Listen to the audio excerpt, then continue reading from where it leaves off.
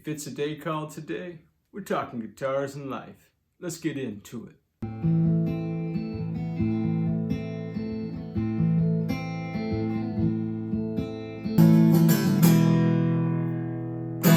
Hey everybody, what is going on, man? Well, this will serve as the finale of the project that has been the TAKAMINE spa treatment, as it were, Jack. Yeah, man. This is a great guitar, man. I don't know what year this guitar was made. This is the 334-RC. This guitar was discontinued by TAKAMINE at some point. I don't know I do know the country of origin. This guitar was made in Taiwan, according to that sticker right there, Jack. When, I don't know. How much it cost at the time, I don't know.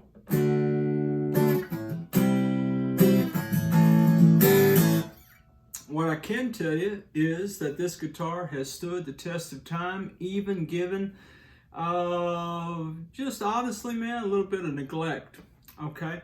So this guitar came into the shop. You might remember it looked a little something like this right here.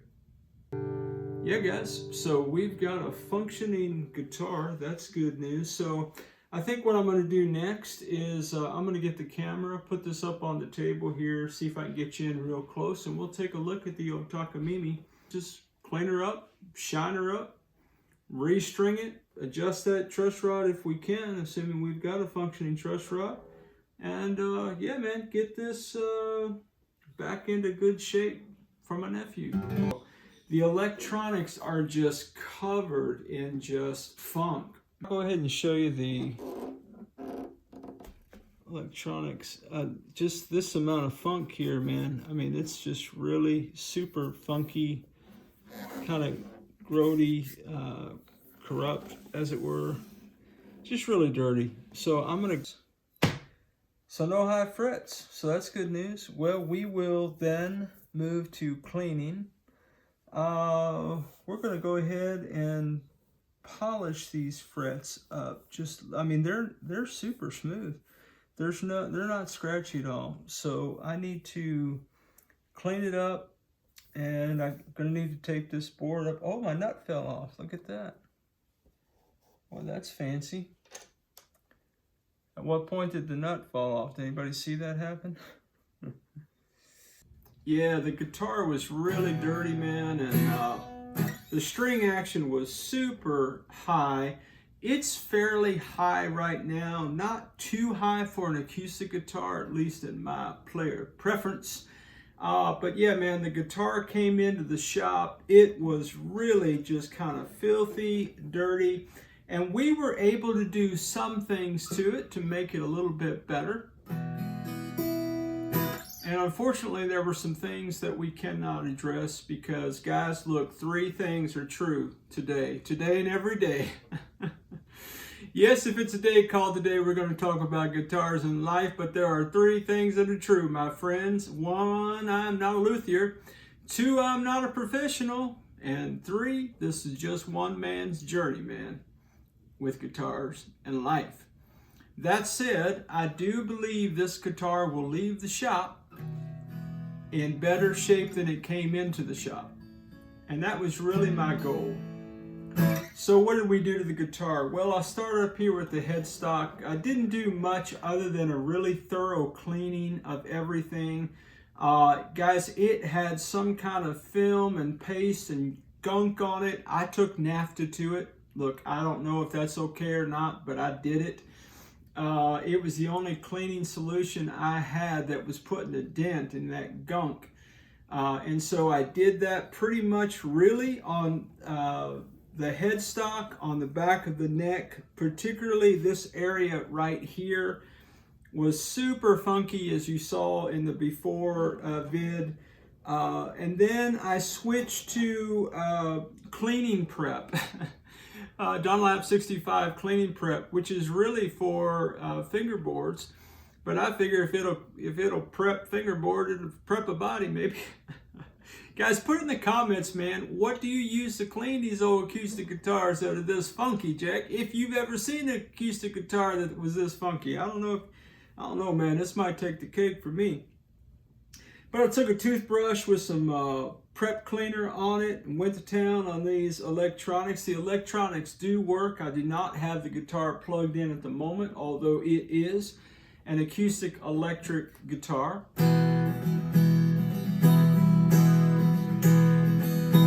I didn't have any unlevel frets on the guitar. I didn't have to do anything to the edges of the frets, primarily because there's no sharp fret edges anywhere.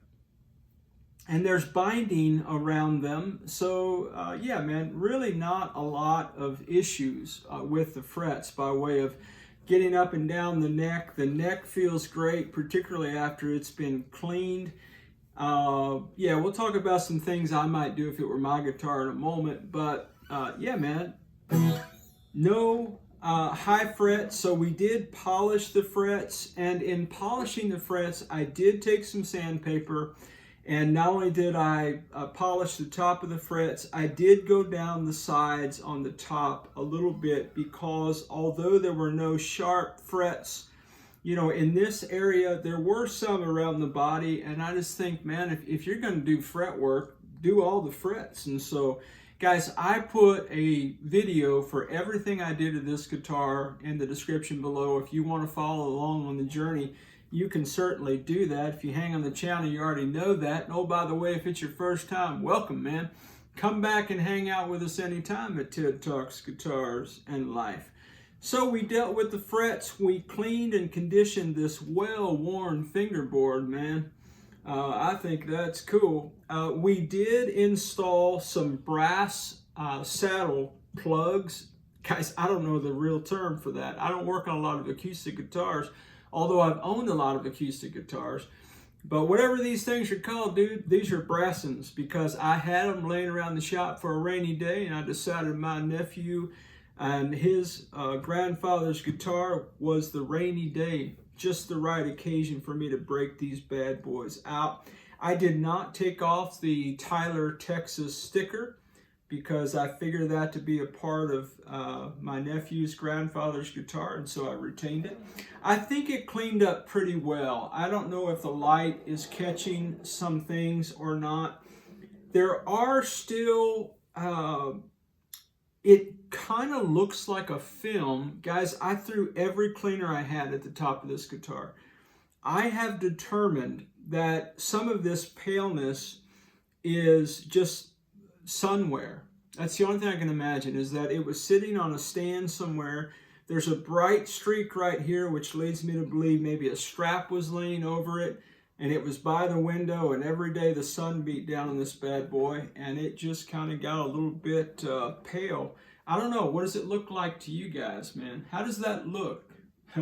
Does it look any better than when it came? Oh, man, it's sure better.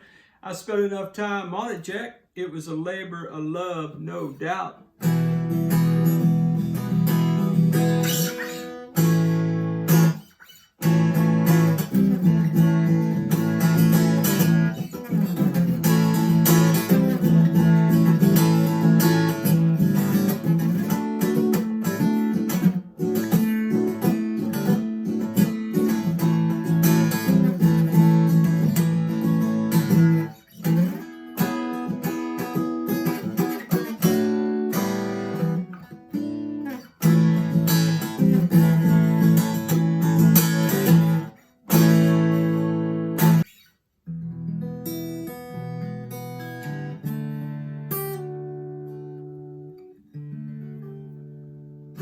That said, guys, there were a few things that if this were my guitar, I would explore doing. But this is not my guitar. It did not come into the shop to be modded or upgraded or anything really more than just, I asked my nephew if I could clean it up, and he said sure. And so this is my effort to clean it up. And I did upgrade, as I said, the saddle post. Okay, so this guitar has one tuning peg, this one, that is bent.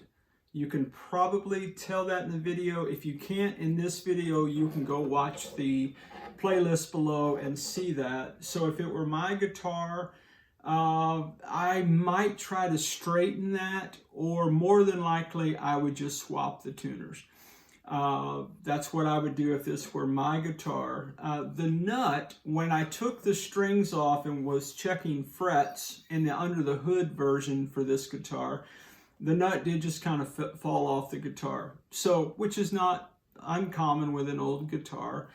And so I did, in the process of restringing the guitar, I did put a drop of CA glue and set the nut in place where it should be, in my opinion. The strings are exactly, have the same amount of distance from the string to the edge of the fingerboard on the bass and the treble E. The electronics are okay. I did not try to get in there and resolder anything. The guitar does work plugged in. If this were my guitar, I'd also replace this output jack. It functions and all of that, but when you put your guitar cord in, you could very easily pull it out. I don't know if there's like a pure tone output jack equivalent for a barrel output jack or not, but I would want to be able to plug my cord in there and not have to worry about if I bumped it, did it move, or it falling out. But it's very, easy to pull in and out. So if it were my guitar, I would get this dealt with. I don't know if you can tell or not, but this has your sort of stereotypical old acoustic guitar hump right here. And so because I don't know how to do that, and I would never do that to somebody's grandfather's guitar that's kind of like a heirloom, for lack of a better word, I would not do that. But if it were my guitar, I would want to fix this issue right here. So it's got some bowing on the top. It also has some bowing on the bottom, kind of a curvature to it that I don't think is natural, although, as I said in the assessment, it is contoured right here, and that seems to be on purpose. But even with that, there is still a little bit of bowing there. So I would definitely want to deal with the output jack. I would definitely want to deal with, or have it dealt with, kind of the hump right here. The action is okay. The truss rod works. It functions. I've got it set up for my player preferences. So when I give this back to my nephew and he plays it and things are not copacetically up to what he likes, then I'll take another stab at it once I find out what he wants. This is a plastic saddle right here. And so I would also put in a bone saddle there if it were me. And if it were me, I would probably put a bone nut here that is straight up plastic. So that's everything we did to the guitar. That's everything I would do if it were mine. And the only thing left to do now is listen to this.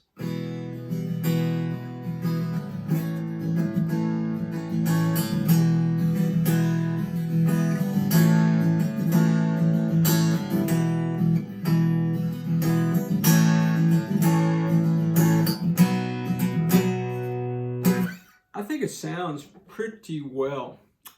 Nope.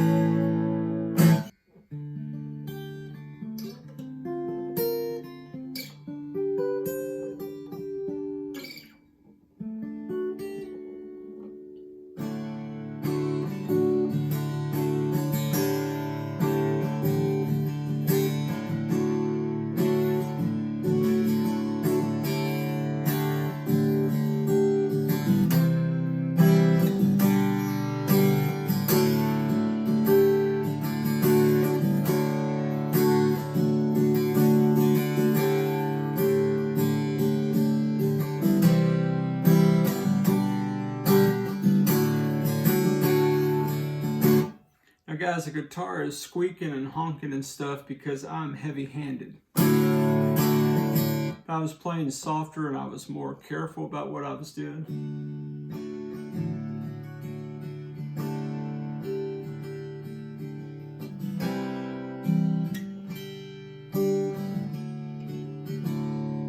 So don't blame the guitar for my tomfoolery. That's the moral of the story.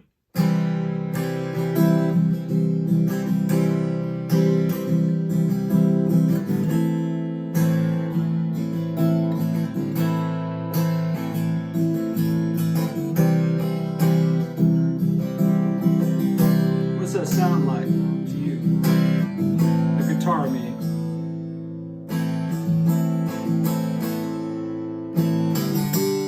What do you think of that tone?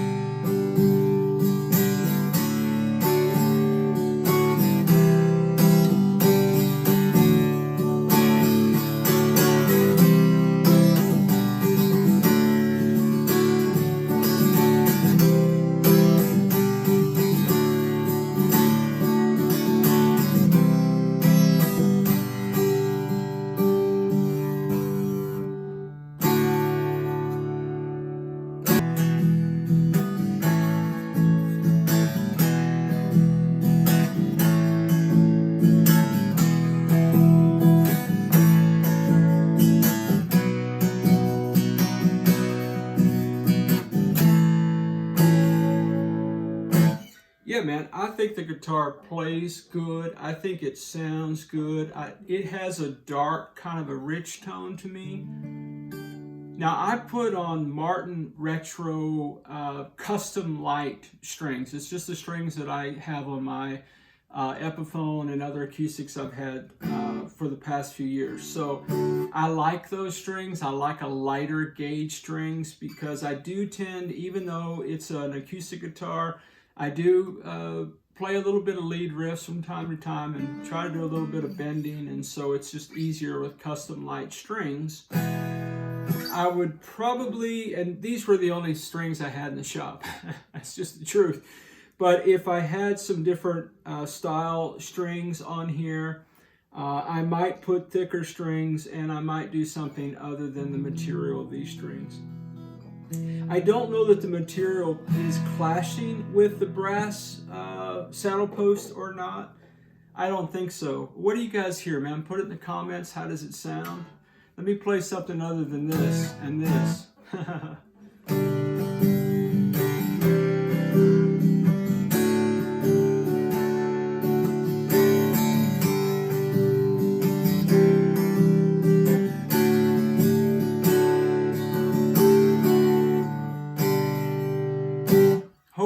mic is picking any of this up. I'll listen to it in editing, and if it doesn't sound good, we'll edit this part out.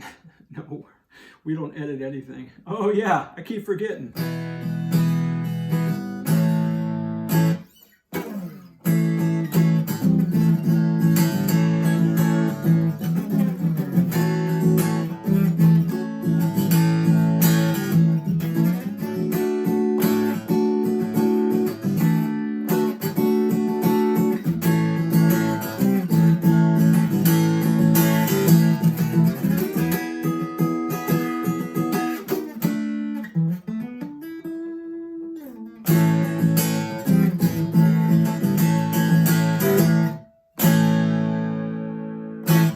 Yeah, guys, that project is in the books. The TAKAMINE G series guitar from 19-something. I don't know the date. But yeah, man, fun ride. Great looking guitar, great sounding guitar. With a little bit more love, TLC, man. I think this guitar's got a lot of years left on it, Jack. Guys, man, thanks for hanging out with me on another crazy journey. You guys are the best. Well, as always, wherever you are in your guitar journey, I pray it's a long, smooth, safe, joy-filled ride for you, Jack. Hey, rock on with your bad selves, everybody. Catch you down the road. Old and kind of antiquated, and your whatever this is called. What's that called?